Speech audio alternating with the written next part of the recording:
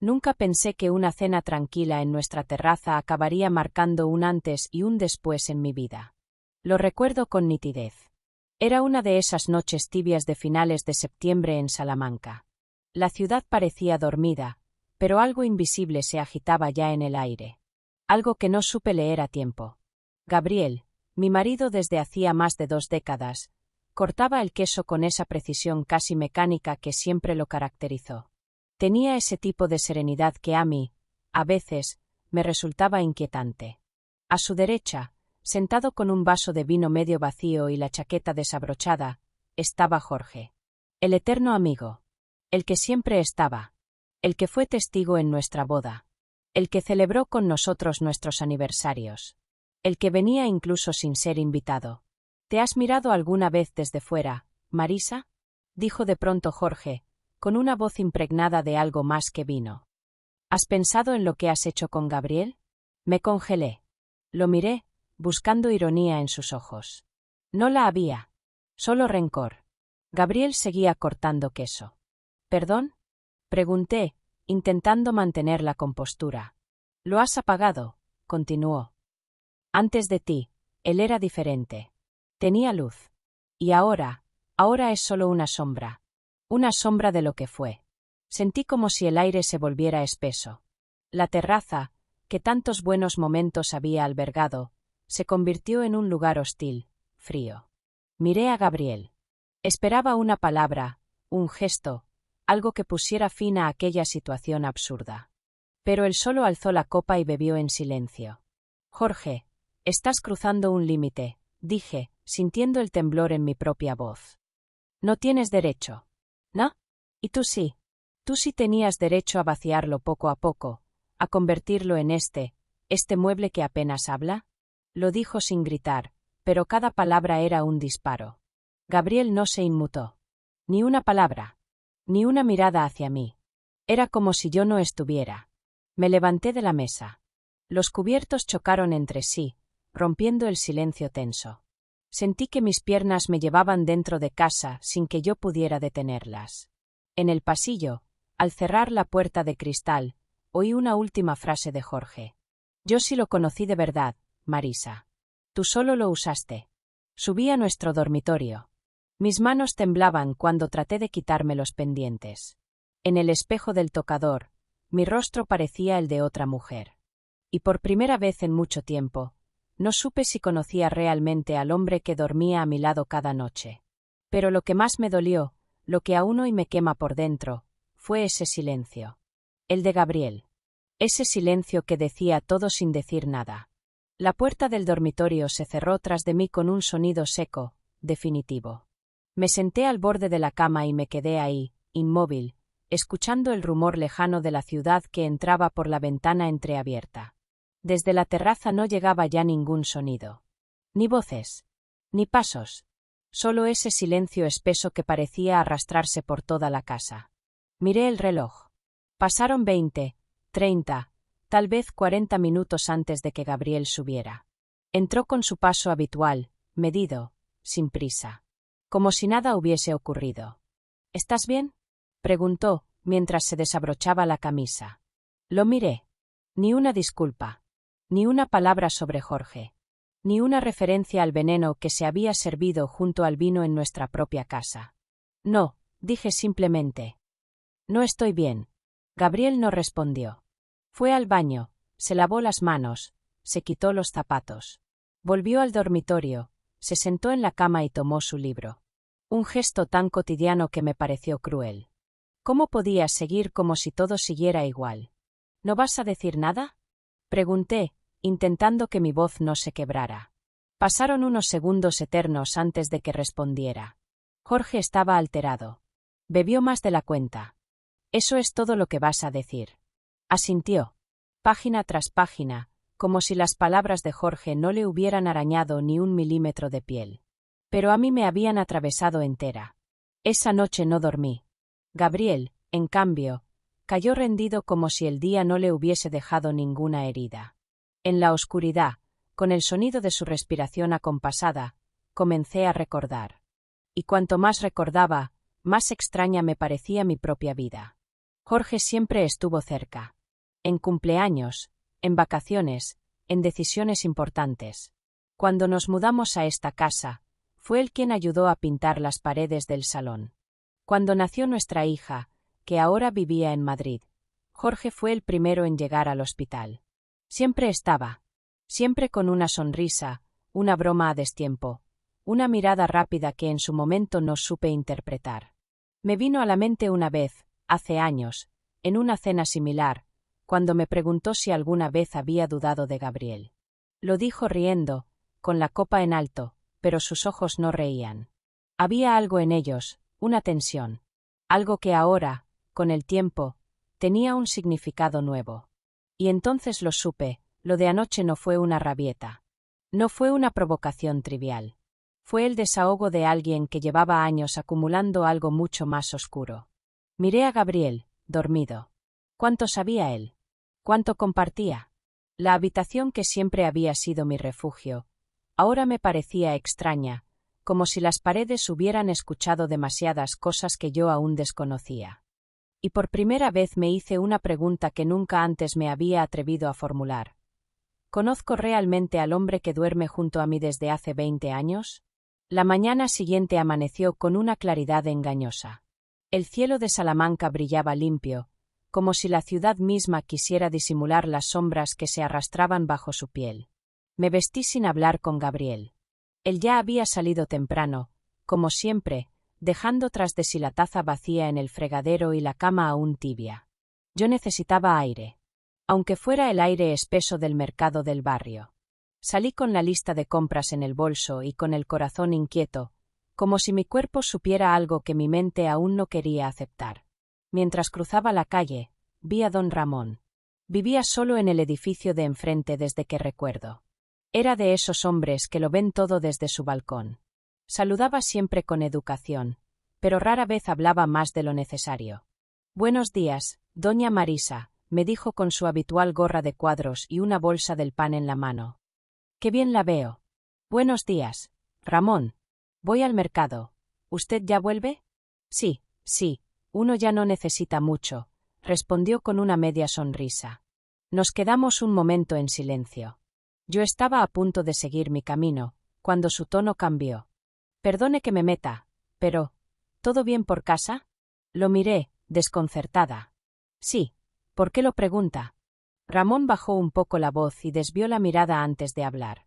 «El otro día, bueno, no es de ahora. Lo he visto varias veces. A su amigo, Jorge». Mi respiración se detuvo un instante. «¿Lo ha visto, aquí?»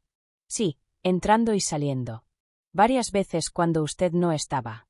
A veces muy temprano, otras ya de noche. Al principio pensé que venía a ver a su marido. Pero no sé, hubo una vez en particular. Una vez, entró y estuvo un buen rato. Y cuando se fue, saludó a Gabriel desde la puerta del pasillo. Con, ¿cómo decirlo?, una familiaridad que no era la de una simple amistad. No supe qué contestar. Sentí un frío en el estómago, una punzada de algo parecido al miedo. Ramón se apresuró a continuar, viendo mi reacción. «Mire, quizás no sea nada. A lo mejor son ideas mías. Solo pensé que debía saberlo. Uno no dice estas cosas por gusto». «Gracias, Ramón», susurré. Seguí caminando, pero el mercado ya no me importaba. Las frutas, los pescados frescos, los saludos de los tenderos, todo se volvió un murmullo lejano, como si la ciudad hablara en otro idioma. «Él no venía solo a ver a tu marido». Aquella frase se repetía en mi cabeza como un eco. ¿Qué había entre Jorge y Gabriel? ¿Una relación más íntima de lo que yo podía imaginar? ¿O algo aún más complejo, más oscuro? ¿Un secreto que compartían, algo de lo que yo estaba excluida por completo? El recuerdo del silencio de Gabriel en la terraza volvió a mí como una bofetada. No solo no me defendió, es que quizá no podía. Quizá estaba atrapado en algo que ni siquiera él podía nombrar. O quizá, elegía no hacerlo. Al regresar a casa, miré la puerta como si fuera la entrada a un mundo desconocido. Lo que siempre había sido mío, lo que yo creía conocer, empezaba a desmoronarse. Y en medio de ese derrumbe, sentí que algo mucho más grande se escondía. Volví del supermercado sin apenas recordar lo que había comprado. Las bolsas colgaban de mis brazos como un peso muerto mientras subía las escaleras. Aún tenía en la mente las palabras de don Ramón. Él no venía solo a ver a tu marido. Al llegar al rellano, vi que la tapa del buzón estaba levemente entreabierta. Algo sobresalía. Un sobre blanco, sin remitente. Sin nombre. Sin nada. Lo cogí con cierta aprensión. No tenía sello. Alguien lo había dejado personalmente. Lo abrí en cuanto entré en casa, de pie, junto a la puerta todavía abierta. Dentro solo había una fotografía. Una copia impresa en papel fotográfico, sin marcas, sin fecha. Era de una de nuestras fiestas de aniversario. Lo reconocí al instante. El patio trasero decorado con guirnaldas, la mesa larga llena de vasos de vino y risas congeladas en el tiempo. Y ahí estaban ellos, Gabriel y Jorge, de pie, uno al lado del otro. Gabriel sonreía de manera contenida, como siempre. Pero Jorge no miraba a la cámara. Jorge miraba a Gabriel. No fue una mirada casual. Era intensa, cargada de una emoción que me resultó insoportablemente íntima. Una mirada que ya no podía malinterpretar. Giré la foto. En el reverso, escritas a mano con tinta negra, había solo 6 palabras. «Aún no ves la verdad». Me quedé sin aire. Sentí que el suelo se volvía blando bajo mis pies, como si la casa misma empezara a ceder. Cerré la puerta con lentitud, como si con ese gesto pudiera contener el vértigo que me inundaba. Me apoyé en la pared, respirando hondo, intentando entender quién había enviado esa imagen. ¿Quién quería que yo lo supiera? ¿Y por qué ahora? Subí al desván y saqué una vieja caja de recuerdos que no tocaba desde hacía años. Fotografías, cintas, recuerdos de viajes y celebraciones. Y entonces, con manos temblorosas, comencé a revisar todo. Una por una. En cada foto, en cada vídeo, encontré pistas. Pequeños gestos. Un roce de hombros. Una mirada sostenida por un segundo más de la cuenta. Un brindis que terminaba con una sonrisa solo entre ellos dos. ¿Cómo no lo vi antes? Gabriel, siempre tan cerrado. Jorge, siempre tan presente. Había una tensión sutil entre ellos. Algo que yo, por comodidad o por confianza, había decidido ignorar. O tal vez simplemente no supe reconocer. Recordé un momento concreto, una barbacoa hace años, cuando Jorge se ofreció a ayudar en la cocina. Gabriel lo siguió al interior, y yo me quedé sola con el resto de invitados. 10 minutos después, volvieron riendo. Riendo con esa complicidad que ahora me resultaba insoportable. Las piezas empezaban a encajar, pero no de la forma que yo deseaba. Guardé todo de nuevo. Volví a mirar la fotografía anónima. No sabía quién la había enviado, pero ahora lo entendía, no era solo una advertencia. Era una confirmación. No era solo que me ocultaban algo. Era que yo había vivido todos estos años dentro de una mentira bien decorada. Durante años, aprendí a vivir en medio del silencio. El de Gabriel, tan familiar como el reloj de pared que marcaba las horas en nuestro comedor. El de nuestras cenas, llenas de pausas largas, donde el único sonido era el choque de los cubiertos. Había confundido ese silencio con paz, con estabilidad, con una forma adulta de amar. Pero ya no. Esa mañana me senté frente a él en la cocina, sin una taza de café en la mano, sin cortinas entre mis pensamientos y su mirada esquiva. Gabriel, tenemos que hablar. Él levantó los ojos brevemente del periódico, como si esa frase fuera una molestia, un zumbido sin importancia. ¿Sobre qué? Sobre Jorge. Sobre ti. Sobre nosotros. Un suspiro. Lento. Mecánico. Dobló el periódico con una calma que me crispó los nervios. Marisa, dijo al fin, sin mirarme del todo. No es asunto tuyo. Esa frase me cayó como un cubo de agua helada. Punto. Las palabras resonaron en mi interior como un eco injusto. No era solo una evasión, era una sentencia. ¿Cómo que no es asunto mío? Mi voz tembló, pero no retrocedí.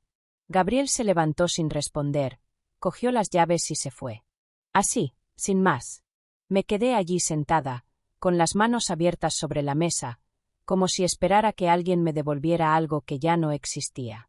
Esa noche, a las 9:15 en punto, sonó el timbre. No necesité mirar por la mirilla. Era Jorge. Siempre lo sabía antes de abrir. Entró con su arrogancia habitual. Ni una palabra de cortesía. Ni una sonrisa sincera. ¿Está Gabriel?, preguntó, sin mirar siquiera alrededor. No. Y aunque estuviera, quiero hablar contigo.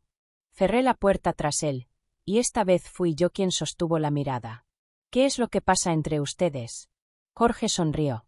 No como alguien que se siente halagado, sino como quien lleva demasiados años de ventaja en el juego.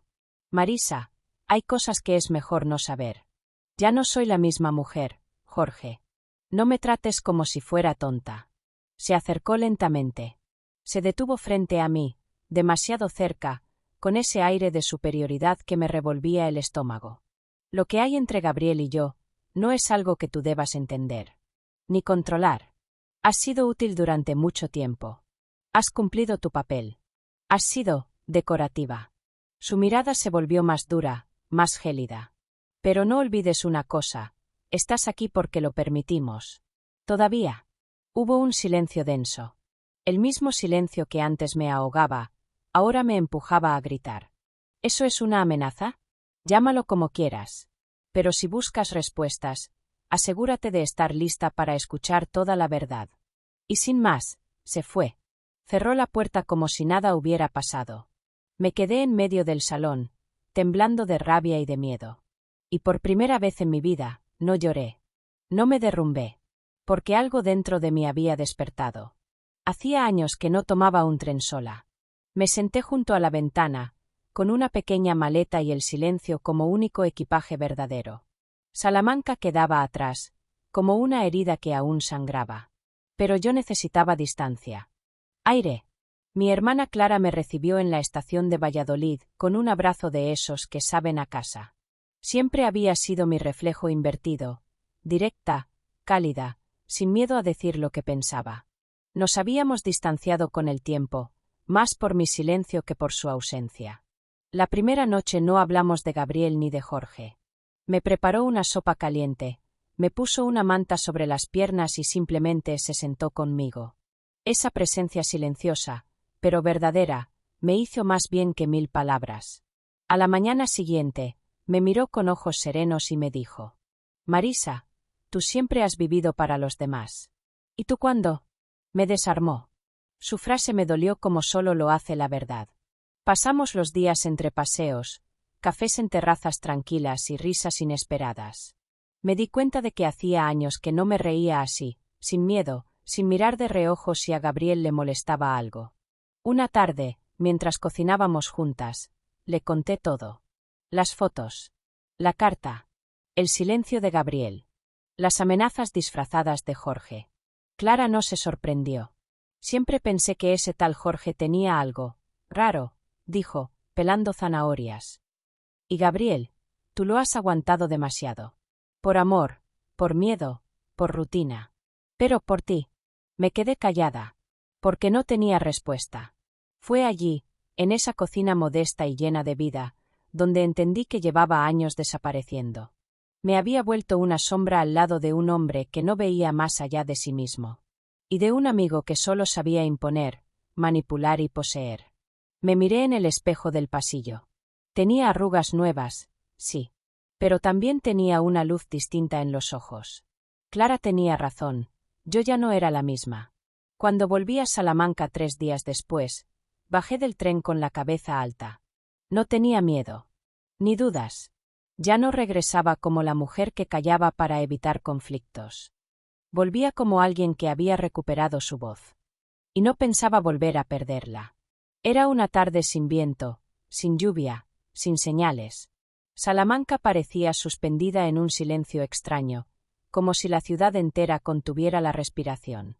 Subí las escaleras de casa despacio. Las llaves tintineaban en mi mano, pero el corazón estaba quieto. Ya no había temblores. Solo una calma firme, como si por fin supiera dónde piso. La puerta del salón estaba entreabierta. El pasillo, en penumbra. Todo seguía igual, las plantas, la alfombra, las fotos enmaradas, pero ya no era mi hogar. Era simplemente un lugar que había sostenido mi ausencia durante demasiados años. Avancé en silencio, hasta llegar a la puerta del despacho de Gabriel. Estaba cerrada. Una cerradura vieja, pero ahora firme, decidida. Del otro lado se oían voces. Una era la de Gabriel, inconfundible, con ese tono bajo que usaba cuando no quería ser interrumpido. La otra, la de Jorge. Más aguda, más rápida, cargada de una tensión que ya conocía demasiado bien. No entendí las palabras. No quise hacerlo. Porque esa vez, no vine a descubrir secretos. Vine a tomar una decisión. Me quedé unos segundos allí, sin moverme. Un paso más, y podría haber pegado el oído. Un susurro más alto, y habría tenido pruebas. Pero no. Bajé las escaleras, cada peldaño con un peso menos. Pasé por el salón y dejé las llaves sobre la mesa. Miré una última vez el retrato en la estantería. Nosotros. Jóvenes. Ingenuos. Ciegos. Tomé mi abrigo. Cerré la puerta sin ruido. Y al cruzar la calle, no miré atrás. Ni una vez. La última escena es mía. No hay gritos. No hay explicaciones. Solo mi voz, serena, firme, hablando para quien quiera escuchar. Gracias por seguir con nosotros en el canal Deseos Prohibidos.